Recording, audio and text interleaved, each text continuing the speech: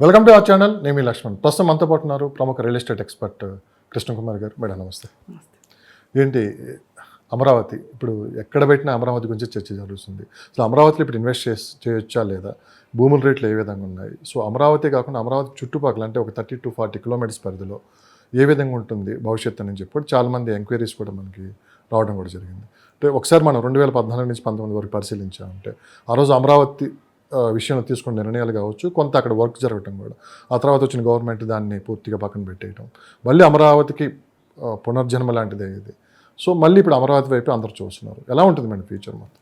బాగుంటుందండి. ఎందుకంటే ఎన్నాళ్ళు ప్రతి ఒక్కళ్ళు వేరే ప్రాంతంలో ఇన్వెస్ట్ చేసుకోలేరు. ఎవరి రాష్ట్రంలో వాళ్ళకి ఇన్వెస్ట్ చేసుకోవాలని ఉంటుంది. కానీ ఎక్కడ ఇన్వెస్ట్ చేయాలి, ఎక్కడైతే మనుషులు నివసిస్తారో అంటే వినియోగంలోకి వస్తుందో ఆ ప్లాట్లకే రేటు పెరుగుతూ ఉంటుంది. ఇప్పుడు మీరు ఎంత మంచి డెవలప్మెంట్లు చేయండి, 40 ఫీట్ రోడ్లు, ఎలక్ట్రిసిటీ, డ్రైనేజు, వాటర్ అన్నీ ఇవ్వండి, బ్రహ్మాండంగా ఇవ్వండి, అస్సలు ఇలా తీసి అద్దంలాగా చేయండి లేఅవుట్ని, రేట్లు పెరగవు. అందులో ఒక ఇల్లు కట్టండి. ఒకళ్ళు కట్టారంటే ఇంకొకళ్ళు కడతారు.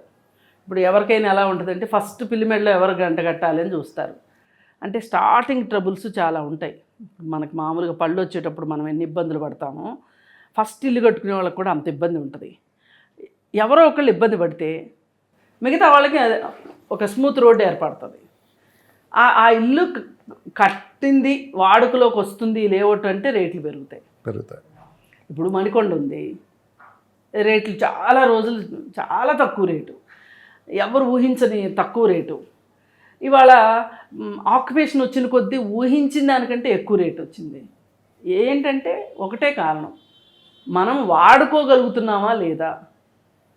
వాడుకోని భూమి ఎంత ఉంటే ఏమి. ఇప్పుడు రామోజీ ఫిల్మ్ సిటీ దగ్గర లేఅవుట్లు ఉన్నాయి, అప్పుడు చూసినప్పుడు ఎట్లున్నాయి ఇప్పుడు అట్లే ఉన్నాయి. ఏదో కొద్ది గొప్ప పెరుగుతున్నాయి కానీ మనుషులు వాడిన దగ్గర ఇదే జన చైతన్య ఇక్కడ లేఅవుట్ వేసింది, విజయవాడ రోడ్లో హైవేలో లేఅవుట్ వేసింది, అక్కడ ఇళ్ళు రాలేదు, ఇక్కడ ఇళ్ళు వచ్చినాయి, రేట్లు పెరిగినాయి. అంటే మీరు అమరావతి విషయాలు ఏమంటారు? అమరావతి కూడా అంతే. ఇప్పుడు అక్కడ ఏమవుతుంది, హ్యాబిటేషన్ పెరుగుతుంది. ఇక్కడే రాజధాని అనేసరికి వైజాగ్, కర్నూలు ఈ పిచ్చి ఆలోచనలన్నీ పోయిన తర్వాత ఇక్కడే అనేసరికి ఏమవుతుంది, ప్రతి ఒక్కళ్ళకి ఇది మన రాజధాని, మన రాజధానిలో ఒక ప్రైడ్ లాగా ఫీల్ అవుతారు. ఇప్పుడు 2014-19 మధ్యలో ఇక్కడ రియల్గా చూడకుండా అమెరికాలో ఉన్నవాళ్ళు ఆఫీసులు కట్టుకుంటానికి డబ్బులు కట్టారు. ఏది అమరావతిలో రాజధాని రావట్లేదు అనేసరికి కొంత కట్టిన వాళ్ళు ఆపేశారు. అదే చంద్రబాబు నాయుడు వేసిన బీజాలు ఏవైతే ఉన్నాయో అలానే కంటిన్యూ చేస్తుంటే జగన్మోహన్ రెడ్డి ఆ ఆఫీసులు ఇప్పుడు అక్కడ వచ్చి ఉండేవి కదా. వాళ్ళు ఎందుకు వెనక్కి వెళ్ళేవాళ్ళు? అమెరికాలో ఉన్నవాళ్ళు, నేను జస్ట్ ఎగ్జాంపుల్ కోసం చెప్తున్నా, వెళ్ళేవాళ్ళు కాదు కదా. మరి వాళ్ళు వెళ్ళినందువల్ల ఏమైపోయింది, ఇక్కడ రాజధాని లేదన్నందువల్ల వాళ్ళు వెనక్కి వెళ్ళిపోయారు. వాళ్ళు ఒక మంచి ప్రాపర్టీని ఏర్పాటు చేసుకోలేకపోయారు వాళ్ళ వైపు నుంచి చూస్తే.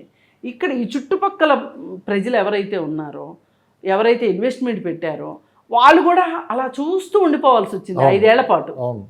వాళ్ళకేంటి, ఒక రకంగా వాళ్ళు ఒక్కళ్ళే కాదు, అమరావతి వాళ్ళు ఒక్కళ్ళే కాదు కష్టపడింది, ఇది ఒక సెంటిమెంట్ లాగా వచ్చేసింది.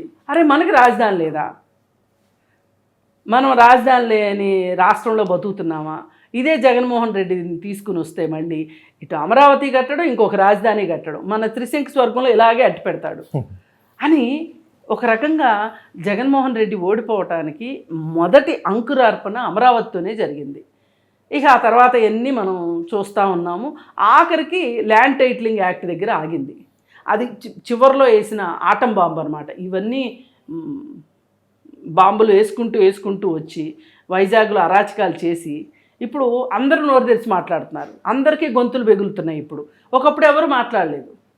అవును, అమరావతి రైతులు ఒక్కళ్ళే వాళ్ళదే అరణ్య ఘోషలాగా ఉండేది, వాళ్ళే ఉద్యమం చేశారు.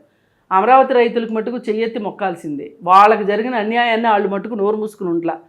ఇన్ని రోజుల పాటు ఉద్యమం చేస్తూనే ఉన్నారు 1640 రోజులు 1640 రోజులు పైగా వాళ్ళని పెయిడ్ ఆర్టిస్టులు అన్నారు, కూకట్పల్లి ఆంటీలు అన్నారు, లేకపోతే ఇంకోటి అన్నారు. మీరు రైతులు మీకు ఇంత పట్టుచీరలు ఎక్కడి నుంచి వచ్చినాయి అన్నారు, మీకు ఇన్ని నగలు ఎక్కడి నుంచి వచ్చినాయి ఆడని అనని మాట్లేదు.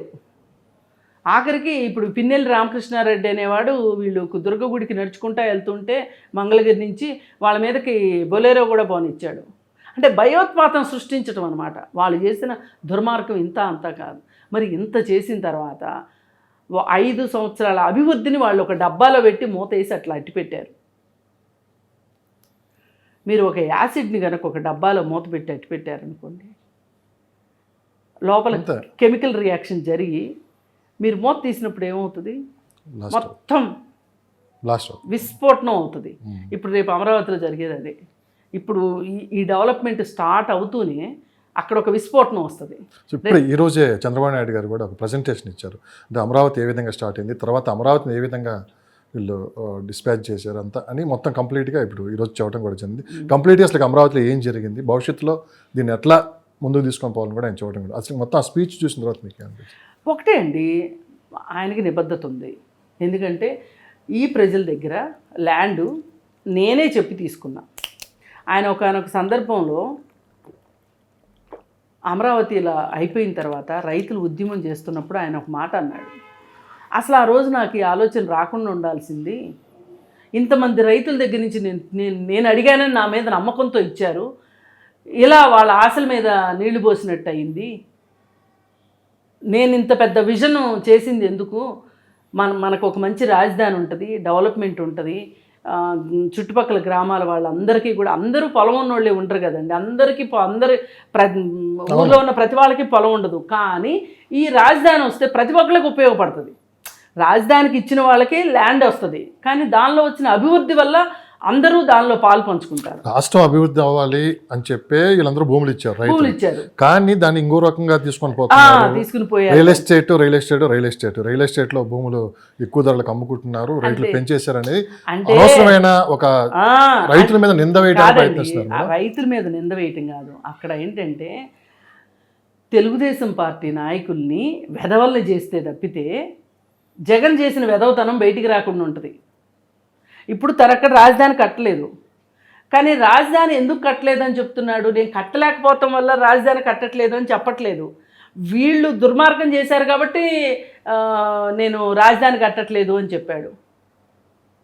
మీకు లాజిక్ అర్థమైందా? ఇప్పుడు వీళ్ళు మోసం చేశారు మిమ్మల్ని, వాళ్ళ ఆస్తుల కోసం మీ పొలాలు లాక్కున్నారు అని రైతులు చంద్రబాబు నాయుడు మీద తిరగబడేటట్లు చేశాడు. అంటే వీళ్ళు ఒక దెబ్బకి 2-3 పిట్టలు కొట్టాలనే ఉద్దేశంతో ఒక మైండ్ గేమ్ ఆడారు.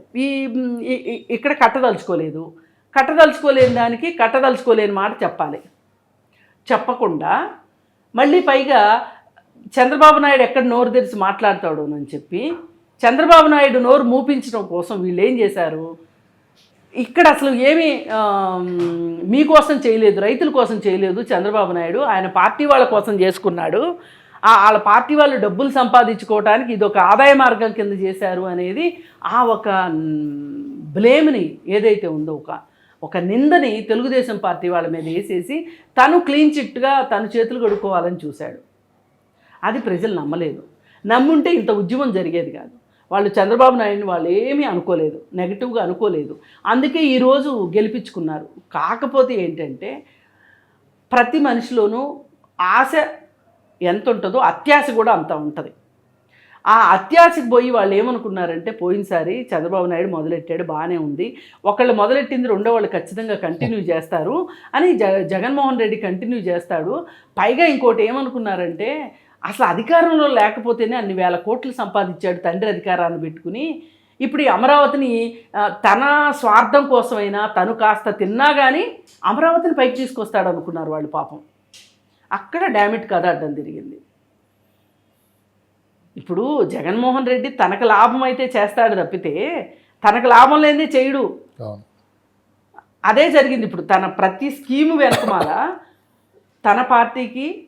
తన పార్టీలో ఉన్న కొంతమంది రింగ్ లీడర్స్కి లాభం వచ్చేటట్లు చేసుకున్నాడు, అంతేగాని ప్రజలకు లాభం వచ్చేటట్లు చేయలే. ఇప్పుడు లిక్కర్ స్కామ్ చూసుకోండి, అందరికీ తెలిసిందేగా. ఆ డిస్టిలరీస్ అన్నీ ఎవరయ్యి? తన పార్టీ వాళ్ళకి సంబంధించిన డిస్టిలరీస్ అవన్నీ. దానిలో పచ్చిగా చేసిన లిక్కర్ అంతా అమ్మి సొమ్ము చేసుకున్నాడు. ఆ డబ్బులన్నీ ఎట్లా పంపించాడో ఇప్పుడు రోజుకు ఒక వార్త వస్తానే ఉంది మనకి. అలాగే అక్కడ యంగ్ విడోస్ ఎంతమంది ఉన్నారో మనం చూస్తున్నాం. 27 ఏళ్ళు 28 ఏళ్ళకి ముక్కుపచ్చలు అన్న అమ్మాయిలు, అసలు ఈ అమ్మాయికి పెళ్ళే కాలేదేమో అనిపించే అమ్మాయి 2 బిడ్డల తల్లి, ఆ తర్వాత వీడియో అయిపోయింది. ఈ ఈ ఈ లిక్కర్ ఎంతమంది లివర్లు పోయి చచ్చిపోతున్నారు ఊర్లలో. నిజంగా ఆ డేటా తీస్తే బోలుడు దొరుకుతుంది. టాపిక్ డైవర్ట్ అవుతుంది. మనం కంప్లీట్ రియల్ ఎస్టేట్ అంటే నేను ఎందుకు అంటున్నానంటే, తనకి లాభం లేకుండా ఏది చేయడు జగన్మోహన్ రెడ్డి. ఇప్పుడు అమరావతిలో కూడా తనకేమీ లాభం రాదు. ఎందుకంటే తనకు ల్యాండ్ లేదు అనుకుందాం. పోనీ తనకు ల్యాండ్ లేనప్పుడు తను ఎందుకు చేస్తాడు? జగన్మోహన్ రెడ్డి లాజిక్కే తీసుకుందాం మనం. వైజాగ్ అయితే కొనేసుకోవచ్చు, కట్టినా కట్టకపోయినా ముందు ల్యాండ్స్ అయితే వస్తాయి కదా. ఇలా ఆలోచించాడు జగన్మోహన్ రెడ్డి. ఆలోచించి అతని మీద ఏదో ఆశ పెట్టుకుంటే ప్రజలు వాళ్ళ నోట్లో మట్టి గడ్డ కొట్టాడు. మరి కొట్టినప్పుడు ఇన్ని సంవత్సరాలు 5 సంవత్సరాలు ఆగిపోయిన అభివృద్ధి ఇప్పుడు పట్టాలు ఎక్కుతున్నప్పుడు రేట్లు కూడా వస్తాయి. డిమాండ్ ఉన్న దగ్గర ఇప్పుడు అక్కడ కొన్ని యూనివర్సిటీలు రావాల్సినవి ఉన్నాయండి, కొన్ని సంస్థలు రావాల్సినవి ఉన్నాయి. అందరికీ ల్యాండ్ కేటాయించాడు చంద్రబాబు నాయుడు.